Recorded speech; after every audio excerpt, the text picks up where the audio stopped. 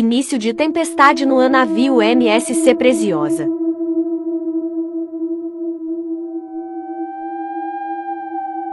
Show cancelado.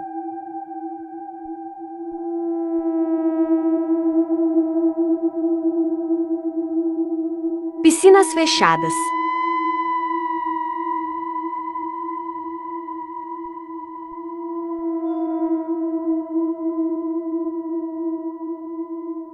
Daqui pra frente, foi só pra trás.